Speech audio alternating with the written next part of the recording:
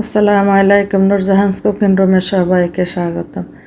আজকে রান্না করিম বাইং মাছ দিয়ে আলু দিয়ে চটচড়ি করিম। তৈলন বাইং মাছ গুন্ডে পরিষ্কার করিলে এগুলো একবারে দেশে টাটকা বাইং মাছ। আর এই মাছ খাইতে এত স্বাদ লাগে। মাছ গুনরাই আগে আইসটা হালা লেজ মাথা কাটি থুই দিছি, আনগর লগে সেই কাটাটা শেয়ার করতাম হারিনি।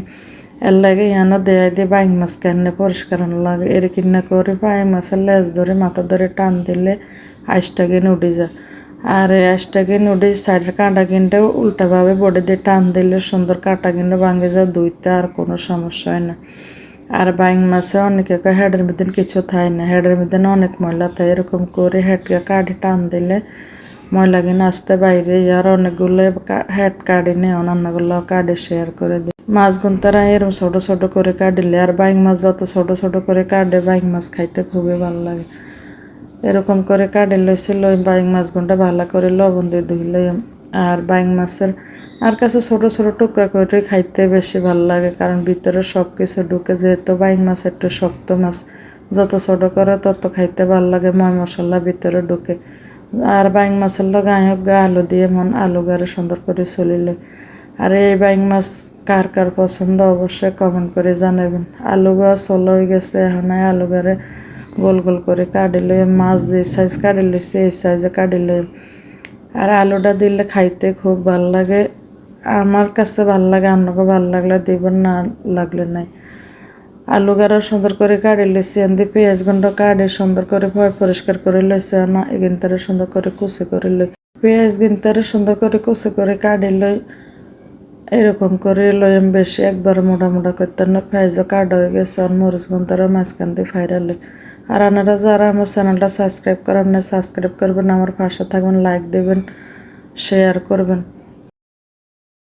মরিচগুলো কাটা হয়ে গেছে, রাইনতাম চলিয়েছে, চুলার উপর দিয়ে দিছি। ওকে হাইলার মধ্যে পরিমাণ মতো তেল দিয়ে দিয়ে দিছে। কাটি রাখা পেঁয়াজ গিনটা হালকা একটু ভাজি করে লইম।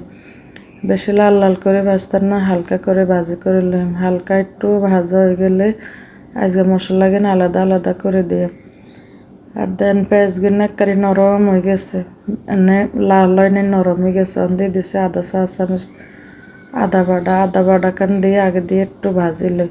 আর আদা কানটা আলাদা যদি ভাজে সুন্দর একটা ঘেরানাইয়া তরকারি খাইতে খুবই ভালো লাগে।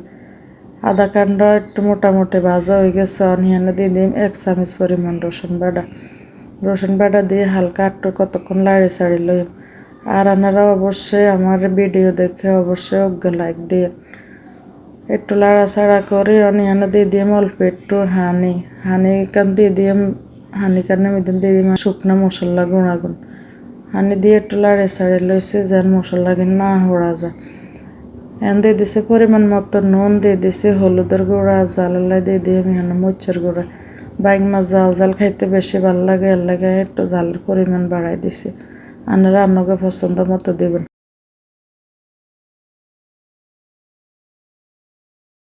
ময় মশলা দেওয়া গেছে অনেক, কিন্তু আর তো এক হানির লগে ভালো করে মিশাই ওকে ঢাকনা দিয়ে অনেকক্ষণ জাল করে লইম।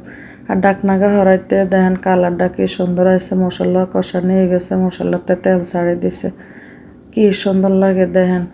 এখন আইদিন আগের দিকে কাটি রাখছি আলু আর মাছ, এগিন একসাথে দিয়ে দিম, কারণ আলুও সিদ্ধ হইতে সময় লাগবে, মাছও সিদ্ধ হইতে সময় লাগবে। বেগিন একসাথে দিই মশলার লগে ভালো করে এগিন তারা লাড়ি ছাড়ি লইম। আনারা কইতে না একসাথে দিছেন কি লেগে, একসাথে দিলে সময়ও বাঁচে আর একসাথে তাড়াতাড়ি ওইও যায়। ভালো করে মশলার লগে ইনতারে লাড়ি ছাড়ি সমান করে দিয়ে ওকে ঢাকনা দিয়ে কতক্ষণ জাল করে নিমে গিনতারে। কিছুক্ষণ জাল করার পরে ঢাকনাকে উঠাইছি। আর দেখেন কালারটা কি সুন্দর আইছে। আবার একটু লাড়ি ছাড়ি উল্টাই পাল্টাই দিই। তরকারি প্রায় কষ্ট হয়ে গেছে, এখানে তো হানিও চলে গেছে, তেলও ছাড়ি দিচ্ছে। অনাই দিয়ে দিম ঢাকনা দিয়ে আর একটু জাল করে লই। আর দেখেন মশলা একবারে যত বেশি মাছ কষাইব খাইতে তত ভালো লাগে। আমি চুলা কমাই দিয়ে ঢাকনা দিয়ে 2-3 বার ঢাকনা দিয়ে এখানটা কষাই নিছি। কষানি হয়ে গেছে, দিয়ে দিছি পরিমাণ মতো হানি। জলের পরিমাণ মতো হানি দিছে, যে তাই মাখা মাখা করি মের লাগে বেশি হানি দিই না। হানি দিয়ে লাড়ি ছাড়ি ওকে ঢাকনা দিয়ে অনেকক্ষণ জাল করে নিয়ে কিছুক্ষণ হরে ঢাকনাকে উঠাইছি। আর দেখেন কি সুন্দর যে একটা গেরান আইছে, গেরান তার আনারা হান্নাই হাইছি।